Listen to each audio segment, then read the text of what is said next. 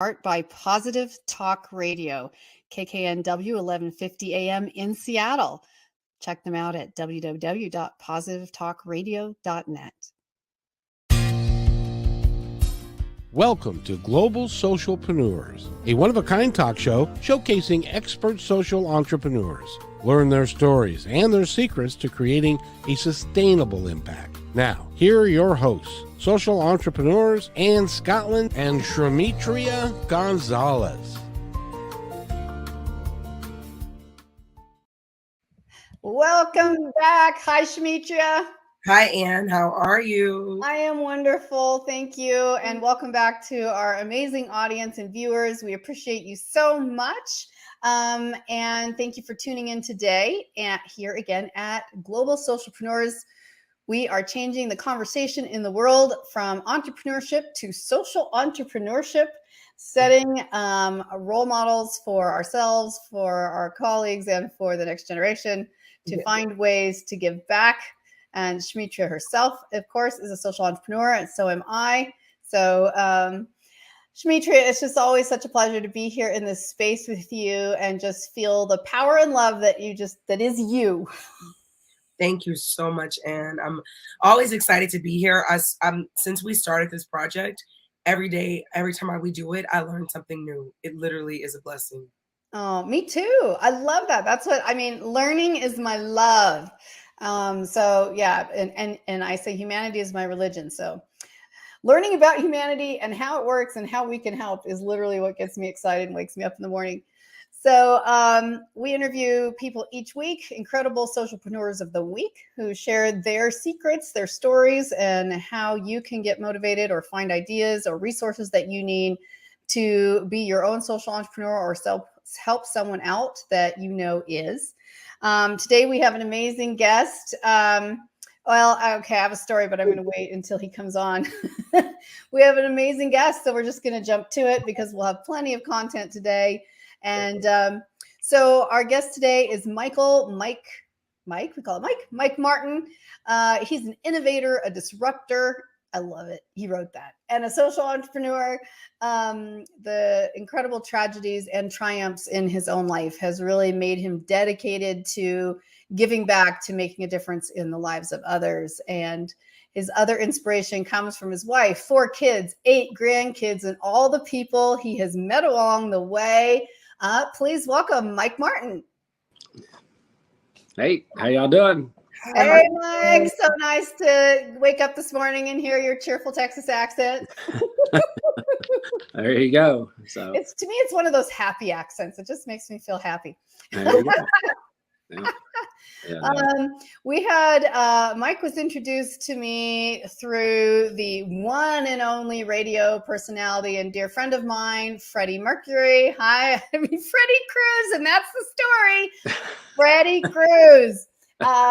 Who is also from Texas and met Michael and found out his incredible story. Wow. So this is the funny story. So I reached out to Michael. I said, hey, Michael. And I was telling him that Freddie had just reached out to me and I'd like to connect. But here's what happened to my brain, which was, we'll just share this publicly and make it fun for everyone. I had the radio going and Queen came on. And I was typing Freddie Cruz, but what came out of my fingers was Freddie Mercury. I said, Freddie Mercury has referred me to you, and I think he's amazing, and we should talk.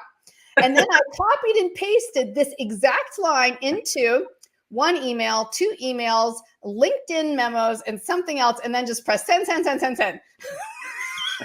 Oh, my God. Fortunately, I can send a follow-up email.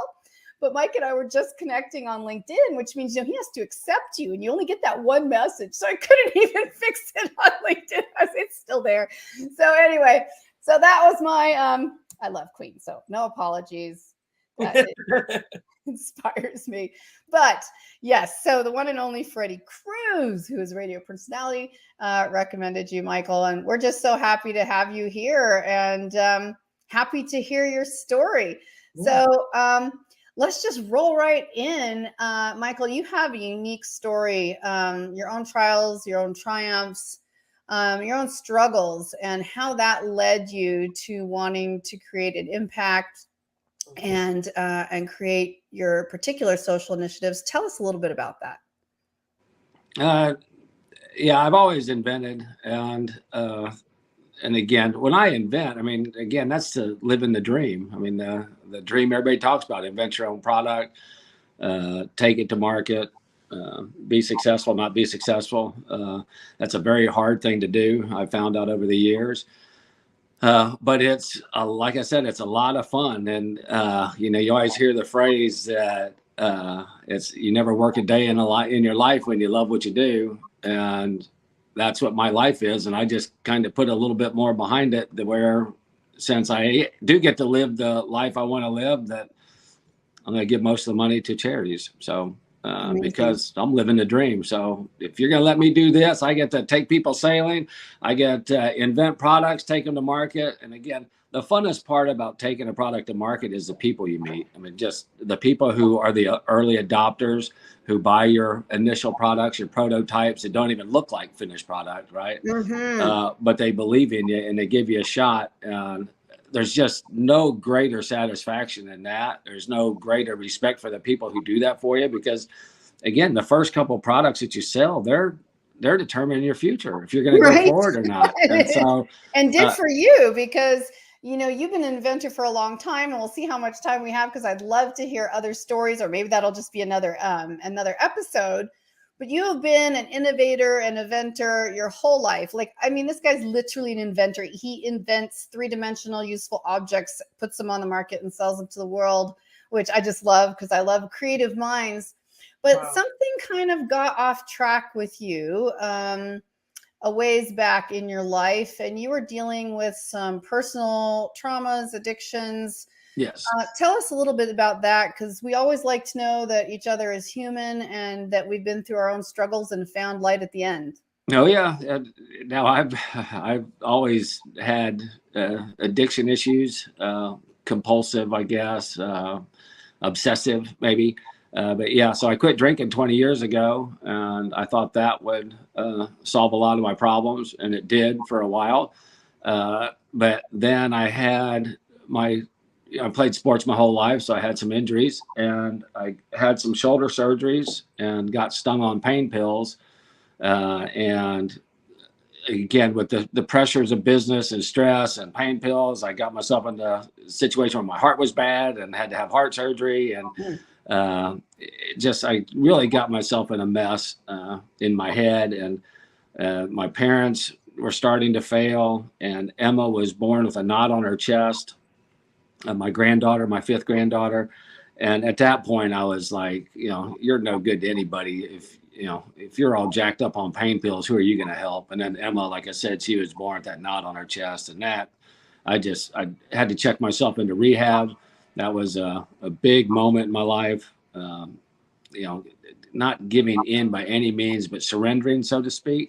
And I did that, and magic happened after that. And I was kind of saying a little bit before that this is all happening in real time. I mean, I didn't think this out. I didn't plan anything. I went to rehab, and all of a sudden God started showing up and giving me things. And I started, maybe I'm supposed to do this. Maybe I'm supposed to do that. And, 10 days after I went into rehab, I was talking to a person about a sailboat. I invented the cooling curve, and Miss Emma's retreat was started. So.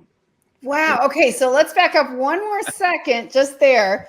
So we're going to talk about the invention, but what I love in this story is that you came up with the initiative before you had the money to carry it out. Yes. And I love this, because this is often what happens in real life. So tell us a little bit again about a little more detail around how you went from your own emotional, physical, chemical challenges, heart surgery, your baby granddaughter is born with some kind of defect that is very scary for the whole family. And it really helps you prioritize what is meaningful in life. And, especially around causes involving cancer. So go back to the boat and how you came across this guy with the boat and how these ideas were born. Yeah. So the main reason that I went into rehab was for the detox. I needed to come off the medicine properly, because again, Xanax and pain pills, that's what I was on. You just don't quit them. I mean, you quit them, you can have a stroke, you have a lot of problems. And I had heart disease, so I was really concerned about that. So checked myself in, went to detox, was there for 4 days. Then they put me over in population, I like to call it, right? Got over to the big facility, and rehab is very interesting. It's a great place. They teach you a lot, but it's very hard on the head and the mind. And so I was in there, and the first kid that approached me, I'd heard him in there talking about boats, and again, conversations in rehab are conversations in rehab, just that. Don't know what to believe, not what to believe, or whatever. But it was my first day. This kid started talking boats. He came over to me, "Hey, Mike, come play cornhole." I didn't want anything to do with him. I was like, just leave me alone. Next day, he comes in wearing a Baylor shirt where my daughter went. So "Hey, you went to Baylor?" And he goes, "Yeah, I graduated in theology at Baylor." And I was like, okay, that's interesting. Later that day, we're out playing, we're on break. He's playing catch with somebody. He can really throw a baseball. So I was like, "Did you play baseball?" "Yeah, I was a catcher on the baseball team." I was like, okay. Next day, he's on outpatient. I'm on inpatient. So he comes in. He's wearing a sailing instructor shirt. I'm like, "You're a sailing instructor?" He goes, "Yeah, I won the silver medal in the Junior Olympics when I was 13 in sailing." I was like, okay. And, "Is there anything else we need to know about you? You're pretty amazing." And he was in there for the same thing, pain pills for knee surgeries, right? Lawrence Mayer is his name. Young, good-looking kid, 22 years old, had everything going, right? And it kind of gave me some comfort that it's not, and that's what AA does and rehab does, is it shows that there's other people out there that are better situations than you that have the same struggles. And although I had been around longer than he had, he has his whole life ahead of him, and look what he's struggling with already. And I know what it is. It's very challenging. So anyway, I was just really impressed with him. That was the third day in rehab in the population. The fourth day, Candy came and told me, my wife, that Emma was diagnosed with cancer at 4 weeks old. And they were starting chemo the next day, 52 weeks of chemo. And I mean, right then, I wasn't healed by any means, but I had bigger issues in my addiction to me, right? And I was like, come on now. If Emma's 3 weeks old and already fighting this, quit doing what you're doing, Mike, and let's go help Emma. And so again, I really had a pretty big moment right then, right? And so the next day, we had art class, and art class, I hadn't been in art class in 40 years, right? And so, but they gave us these boards. They said, "You're going to write a vision board, make a vision board of what you're going to do when you get out of here to pay it forward." Because everything's about, when you're in rehab, is being grateful and getting the focus off you and doing things for other people. And so, all right, I knew what I was going to do. I was going to get with the kid who sailed. We're going to go get a sailboat. We're going to take cancer kids sailing in Galveston Bay free of charge. So we were going to do. They all looked at me like I was crazy, and we were going to go do it. And so the next week I got on outpatient, and me and Lawrence went and looked at boats, and boats were $300,000. I had no idea boats were $300,000, but I guess I kind of did, but I just didn't put it two and two together. So that was a hurdle. I've been accustomed to hurdles, but hurdles you just get over, around, get past, but just get by them and you'll move on. So I did some research, and I found a company called SailTime, which does membership on boats. And that was more feasible, but I still didn't have any money. I was in rehab, right? So, so still a daunting thing, but, I said I was going to do it. I put it out in the universe, and that's how things get started. So the next day I went to Galveston to see my parents for the first time, and I was still in rehab. So my dad was still not very pleased with me. They were very strict, and they were glad I went and got help, but still, let's, get your stuff together, Mike. So needless to say, I wasn't going to tell dear old Dave about my sailboat idea. So he takes me down. $300,000 on a boat right now, Dad. Dave. Hey, Dad, I got a great idea in rehab. He would have killed me right then. So I figured I better keep my mouth shut on that one. So he took me down to the neighborhood restaurant. My mom said, "You go with Dad," which meant I might be getting a talking to, right? And so at 54 years old, And so we go down to the neighborhood restaurant. He puts me at the bar where you put your son in rehab, is at the bar, right? And the bartender comes and puts a bucket down in front of me, a wine bucket, puts a bottle in it, puts ice on top of it. And I'm like, well, that's not going to work. And my dad goes, what's that? I said, that wine bucket's not going to work. He goes, who cares? I said, no, Dad, I think I'm about to invent something. And that's when he, oh no, here we go. He's in rehab. He's solving the world's problems. Oh, I gosh. was like, hold on, Dad. I think I might have something here. So I said, watch this. And the bartender took that bucket over to the table and he pulled the bottle out. He opened it and he poured it.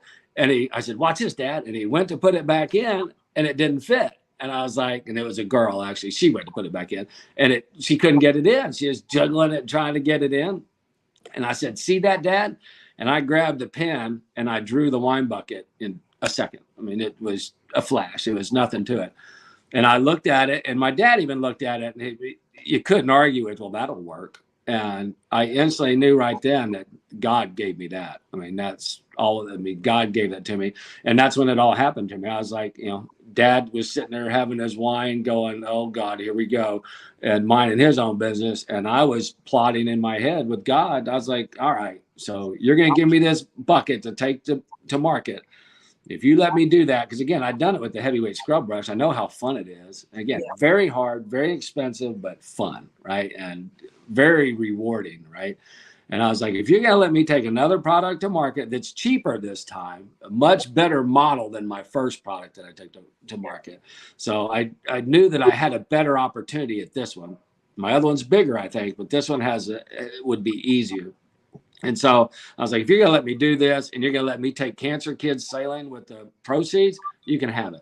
I'll do the rest of my life. I'll donate to you. You make sure my wife's taken care of, and I'll start a company called Capitalism to Cause, and we're going to go make a difference. And that's what happened.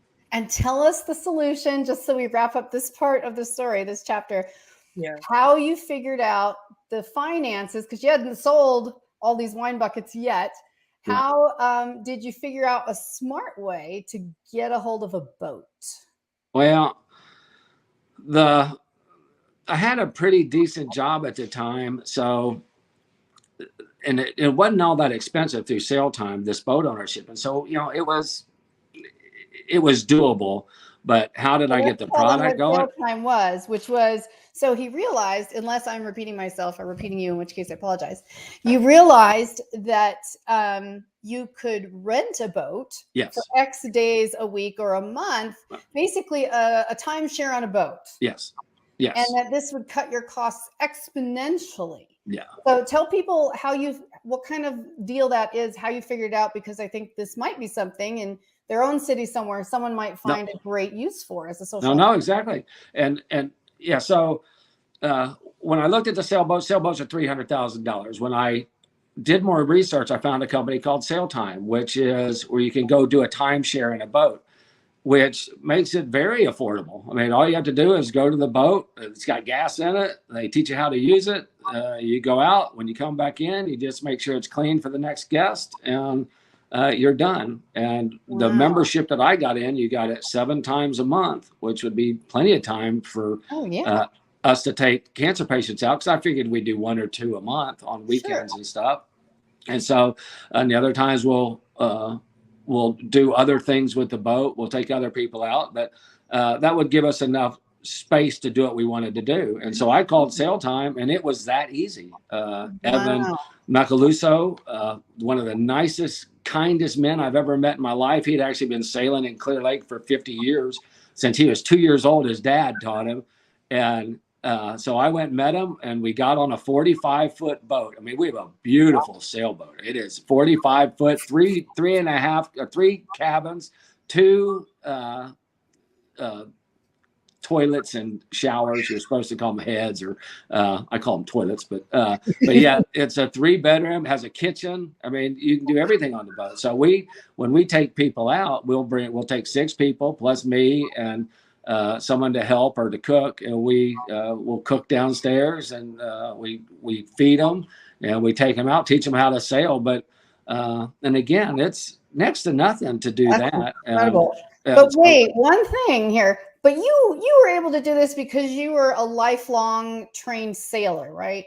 No, I never sailed a day in my life. Well, I sailed with my son's friends 20 years earlier in San Diego for 3 hours, and I was scared to death the whole time because I didn't think the kids were responsible enough to get me back alive, right? So I was scared the whole time. We were on a little tiny boat in San Diego, and it was beautiful. I mean, it was a cool experience. I was just scared to death because. So you were able to learn in a very short time how to captain a 45-foot sailboat.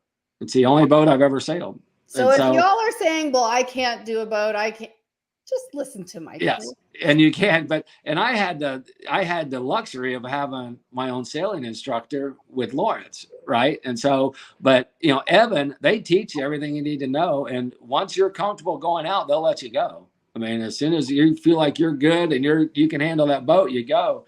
And within 6 weeks, I was out. Well, I always went with Lawrence right out of the gate, right? Within a week, Evan would let me and Lawrence go by ourselves because Lawrence was so experienced. But 6 weeks in, I was out by myself, sailing a boat by myself and not needing anybody to go in. And once I could sail by myself, I sailed almost every day because the boat was so close to my house. The other members on the boat were out of town, and so the boat was always available. So I'd go sail every day, right? And learn how to sail it and stuff. And what people don't understand, I think, and what more people will understand when they do the socialpreneur stuff, we get just as much out of it than the people who are get. So the whole time I'm learning how to sail, my mom and dad are dying. Emma's cancer. I mean, again, I did hospice with my parents. I did 4 years of hospice with my in-laws. Did 2 years of, a year and a half of hospice with my parents. But I was the medicine giver for all 4 of them, right? And so, which is heavy duty in its own right. But I get so much out of it. We went sailing last night with a woman with mouth cancer, and they just kept going on about, I can't believe you do this. And it's like, I'm with y'all. Y'all are amazing. Your story's better than my story. And look at the sunset I get to watch. So I'm the one in the joy. I mean, so, and again, that's just what happens. I call it goosebumps. I love living in goosebumps. I call it joy too. Yeah, because when you're living in goosebumps, you get goosebumps from giving, right? And so the best way to live is in goosebumps. But because that's the joy. When you got the goosebumps, I mean, life is good. So, So my question to you would be that you're working collaboratively with other not-for-profits or other organizations. How do the people find out about you? How do you continue to make this work go? And is it the same entity as your business? So so my understanding of how they can do it and how they interject and interchange within one entity, which is you, with this idea. How does it all come together? So, and that's what we're working on now. My company's Capitalism to Cause. Again, I've dedicated everything that I make from here on out to my causes, to Capitalism to Cause, which that's my cause. I want to see other products come into this company and we sell them and people get to a point where their money goes to. I don't know if you've been to our website, but when you go to thecoolingcurve.com and buy my wine bucket, you have to pick a charity that you want your money to go to. So it's basically a little bit over wholesale is what goes to whatever charity. So instead of going to a retailer, you get the point where your money goes to. And so, and those right now, it's just my 2 products, but I'd like to see other people like mine bring their products in, put it in our Capitalism to Cause, and people can come shop at Capitalism to Cause and they can point where they want their money to go. Now, the proceeds that we make through, everything below what we give away to charity, we do good with our money. We do Miss Emma's Retreat, right? And again, I want to expand on that. We're just doing Miss Emma's Retreat now because we're selling so many wine buckets. Once this thing gets going and we start selling wine buckets like we should be selling wine buckets, we'll be generating more money. And then once we do that, we'll go in and help people. Parking. Oh my gosh. If you get diagnosed with cancer at MD Anderson in Houston, you're looking at $6,000 in parking fees for the year. and that's not in insurance, right? And so there's a company, a charity, Candlelight, that they will help you with parking. That's what they do, that and food. And again, I had no idea until Emma was diagnosed with cancer that there's all these expenses. Since then, my mom died of cancer. 2 of my brother-in-laws have died of cancer. And that's 2020, right? So since then, we've had, God, I've had, if you put my sailing into it, I have about 9 people that I was very close with died of cancer in the last 3 years, right? And so it's out there, and it's everywhere. And so again, I just think that we can do more besides sailing. If we want to, I worked at Gallery Furniture. I don't know if you know Gallery Furniture, Mattress Mac down here, but I went and bought a Hellcat when I was working for him. I did outside sales and marketing. He told me to go drum up business. So I went and bought a Hellcat. I don't know, 700 horsepower car, right? It was a Charger. And I went and got the builders, and I would take them to the racetracks and let them drive my car around the racetrack. So why can't we do that with cancer patients that don't want to go sailing? They would rather go risk their life on a racetrack. Well, let's go do that. If they want to go skydiving, I'll take them skydiving, and we'll go do that. It's kind of like a Make-A-Wish, but just it's the same thing, just giving more opportunities. But again, it's just on how big we can grow. The money that we can give away is the key. And I think we can do a lot. Look at Amazon. Just imagine if Amazon was capitalism to cause and we were giving money to charity as opposed to putting it in our pocket. That's one thing that Ann says all the time, is it just takes one. What if we hired one person that had a record, or one person that, was a foreigner? Like, if we just do one, every company in the world just try to make an initiative to give back to one organization or give back. And when you think about capitalism in America, that means you can capitalize off anything. Well, if you can capitalize off anything, why can't we use half of those proceeds to help everything? Yeah. Or whatever is needed. So I love your ideas of how you do that. You do all of these things, and you were already kind of making it out of your own addictions and stuff like that. How do you take care of yourself right now to be able to do the work that you're doing? Do you have any principles you live by? I know I hear God a lot. That's good. I'm also about to be an ordained minister and pastor. So I'm going to be getting that next month. But congratulations. I use that as my source. What is your thing that keeps you doing this? I know it gets hard. Yeah, does it get hard? Yeah. It's all new. It's all coming to me. And life is amazing. I mean, it's just amazing. It's just, if you watch it, it's just absolutely amazing. And so what keeps me grounded and going is just the belief that it's just all going to work out. I've always been a glass is always half full. I mean, I've always been that way. I'm not what's a devil's advocate? My wife is my devil's advocate. I don't need a devil's advocate. I don't even like the devil side of it. I don't want to hear it. I don't want to hear no. Just let's go, and we'll deal with the no, but we'll get around the no. And that's just what you do. You get around them, get by them, get past them. But you have, again, so I'm not a big into you got to watch out for this. Just do it. I mean, again, I make mistakes, but you hopefully learn from mistakes. I'm starting to really feel that it's just destiny, right? I mean, it's planned out, because the things that have happened to me in my life started 10 years ago. And again, I can real quick, Emma had to have surgery on her chest at 4 months old. We didn't know what was going on. The doctors didn't know. They were going to find out when they got in. And so we're all scared to death. Hurricane Harvey was about to come in. And my house, when it rains for 10 minutes, my house would get water in it in my bedroom from my neighbors. The leave. And so I had to talk to this lady about when Hurricane Harvey came in, and I needed to stop the water coming across her driveway.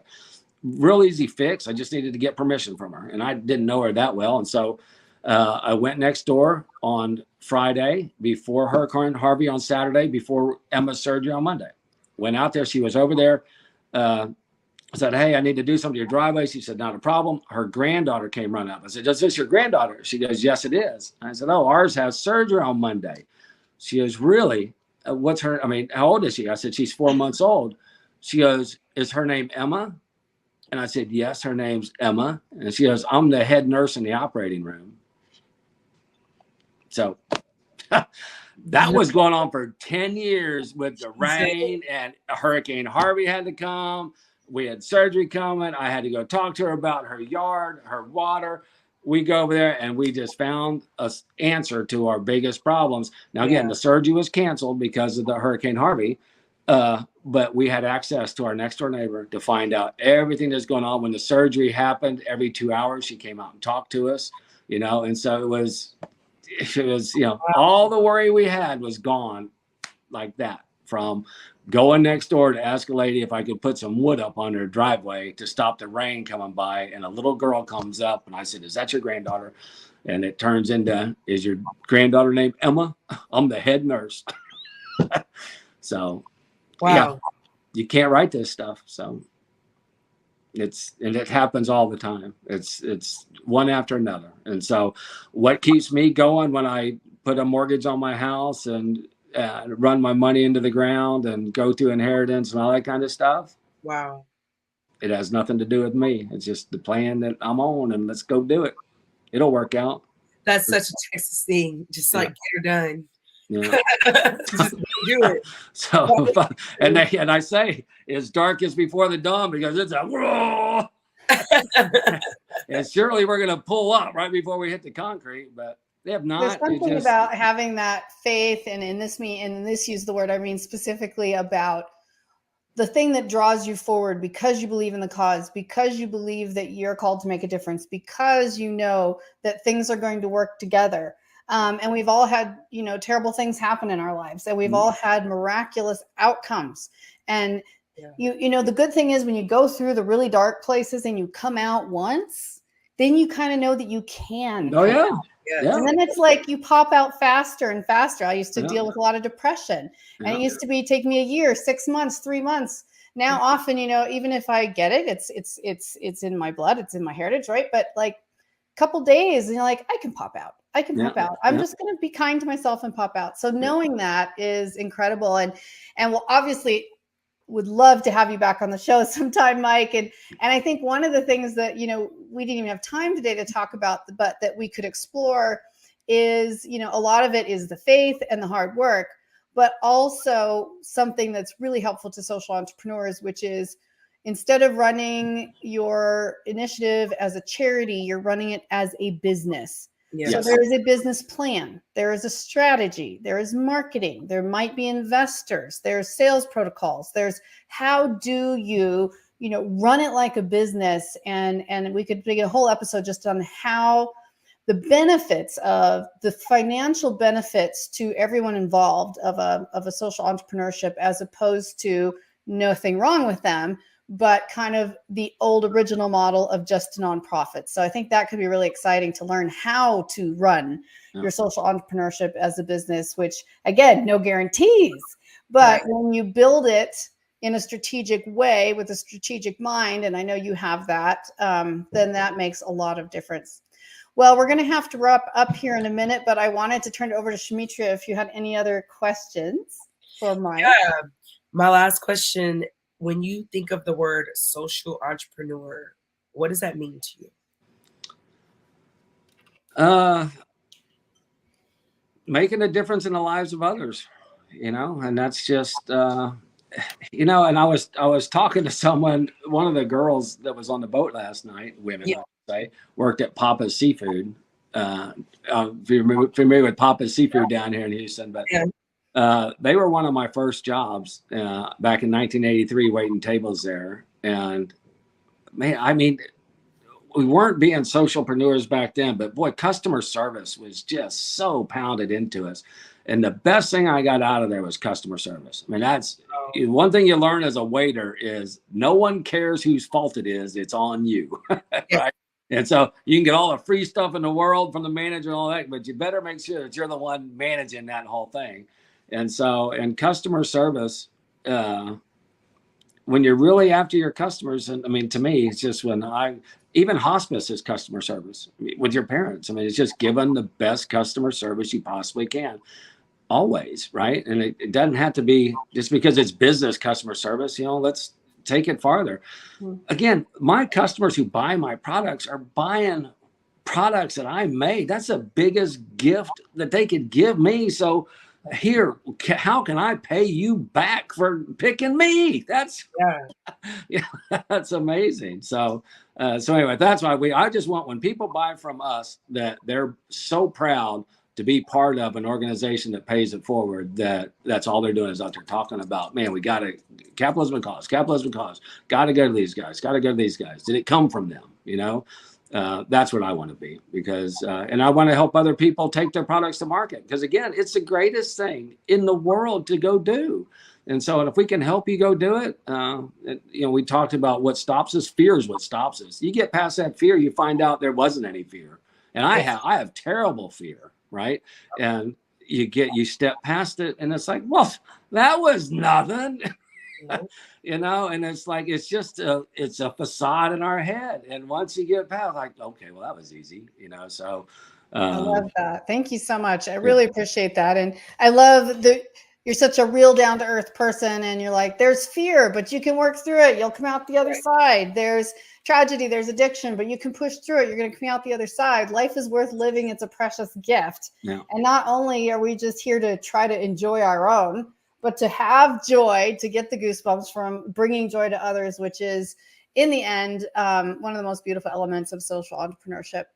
Well, we're going to have to wrap this one up. I hope, Mike, if you'll stay with us for a couple minutes afterwards in the off stage, we just have a couple questions for you. And then thank you to all of our listeners watching us today, all of our viewers watching us today. We stream every Wednesday at 12 p.m. Eastern and 9 a.m. Pacific. I just did a different show, and my times are stuck in my head from that show, but that is correct. Please join us here. Please like and subscribe. Reach out to Shamitria. You've seen her links, and they're in the notes. To myself. If you have interest in social entrepreneurship, if you know someone who would be great guest for this show, we would love to hear about it. You can email us. You can even email me directly, contact@annscotland.com. And also, if you're interested in having mentorship as a social entrepreneur in our community circle, or if you're looking for coaching, if you're looking for a mastermind, we have resources we can connect you to. So reach out to us. Check out the website, globalsocialpreneurs.com. Enjoy your life. Share that joy with others. And we'll see you next time. Thanks for being here. Be well and be kind.